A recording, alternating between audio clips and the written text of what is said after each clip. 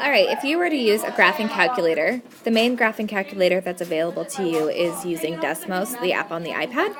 So you are more than welcome to use that anytime that you do your classwork or homework. If you were to plug f of x or y equals 1/2 x plus 2, you would find the linear equation that's listed on this graph. So evaluate f of -6. So you find -6 where x is -6. So f of -6. That's 1, 2, 3, 4, 5, 6. That is -1. So y is -1 when x is -6. F of 0 is +2, and f of 8. And f of 8, if you were to plug that into Desmos again, you would be able to find that. It is not showing on this graph, but you could also plug 8 in for the x right here to find that half of 8 is 4, 4 plus 2 is 6. Then it says explore the table to determine the value of x for f of x equals 11. So this is if you were to make a table. So I'm going to quickly up here show you a table. You have x, you have y. Y could also be called f of x. So when x is 0, y is 2. When x is 2, y is 3. When x is 4, y is 4. When x is 6, y is 5. When x is 8, y is 6. When x is 10, y is 7. When x is 12, y is 8. All right, when x is 14, y is 9. When x is 16, y is 10. And when x is 18, y is 11. So when f of x equals 11, that's right here. So that is when x equals 18. How I got those numbers, you would again be able to find that if you looked on Desmos on the graph. But what I really did is I noticed that when x went up by 2, y went up by 1. So what we have here, we've already done this one and this one. So now we're just going to look at the table to fill out the following table. So this is a table. We can use the same information we did up above, where it went 2, 3, 4, 5. So 2, 3, 4, 5. You can also, you might notice that it went up by 1 every time, so we can go back by 1 every time. So -1, 0, 1. So those are your coordinate pairs for the table. So graph the linear function g of x equals 5 minus x. If I rewrite this, g of x, and put -1x plus 5, so now it's y equals mx plus b. The b is the y-intercept. So the y-intercept is this +5. So that's where we start at 1, 2, 3, 4, 5. And then the slope, the m, is this number in front of x, which means down 1 over 1. So we're going to go down 1 over 1. And it's asking where it crosses. Well, where it crosses is right here at 2, 3.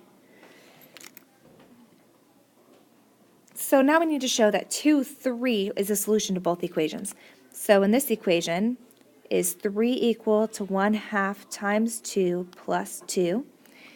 And is 3 equal to 5 minus 2? So we plug 2 in for x for both equations and plug 3 in for y for both equations. Well, 1/2 of 2 is 1. Is 1 plus 2 equal to 3? Yes. And is 3 equal to 3? Yes. So the calculator can do the heavy lifting with the calculations while we examine the results. Always be careful when entering algebraic expressions on your calculator. Let's take a look at a quadratic function using the graphing calculator. So quadratic means you're going to have a 2 as an exponent somewhere in the equation. So it gives you the interval where x is between -1 and 4. So what I did is I created a table where x goes from -1 to 4. So you can use the tables on your graphing calculator, or you can just plug in the numbers. What I'm going to do is just plug in the numbers. And I'm going to plug -1 in for x. So you plug it in right here. -1 minus 1 is -2. -2 squared is +4. 4 minus 4 is 0. 0 minus 1 is -1. -1 squared is +1. 1 minus 4 is 3. 1 minus 1 is 0. 0 squared is 0. 0 minus 4 is -4. 2 minus 1 is 1. 1 squared is 1. 1 minus 4 is -3, which reminds me that's -3. 3 minus 1 is 2. 2 squared is 4. 4 minus 4 is 0. And then 4 minus 1 is 3. 3 squared is 9. 9 minus 4 is 5. So we now want to create a sketch of this function. So when x is -1, y is 0. When x is 0, y is -3. When x is 1, y is -4. When x is 2, y is -3. When x is 3, y is 0. And when x is 4, y is 5. So we created a sketch of the table that we were given. The minimum and maximum values on the interval. So what you'll notice is this is still a graph. So there's arrows on each end. We can only talk about the minimum. The minimum is right here, the smallest that it goes. And the minimum is when x is 1, y is -4. Over what interval is the function negative? Well, the function is negative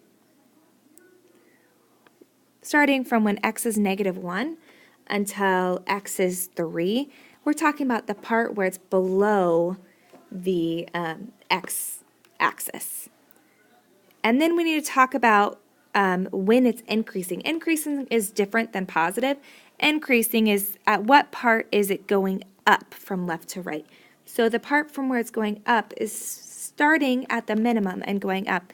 So on this graph, it starts at 1 and it ends where we have the last point is at 4. All right, so all this is asking is what happens to make y equal -3? So there's going to be two values where where y equals -3. On the graph that you have already sketched, you'll see that x, for when y is -3, that x equals 0 and 2. So you want this whole part of x minus 1 squared to be the same thing. Where so what minus 4 equals -3? Well, 1 minus 4 equals -3. So both 0 and 2 can make that true. Because 0 minus 1 equals -1, and 2 minus 1 equals +1. But once you square both of these, they equal 1. All right, so we need to find a point where they intersect. So what you're going to do is you're going to actually just start plugging in these coordinate points to see which ones work for both. So we are going to plug 0 in for x. 0 times anything is 0. Is 0 plus 7 equal to 7? Okay, it works for that one. So now we need to see if this works for this one. Is 7 equal to 0 minus 6? No, so it can't be that one. Next one, we're going to plug -2 in. So is 4 equal, so 3 times -2 is -6, divided by 2 is 3. So is -3 plus 7 equal to 4? Yes. Is 4 equal to -5 times -2, so 10 minus 6? Yes, it is. So it has to be number 3.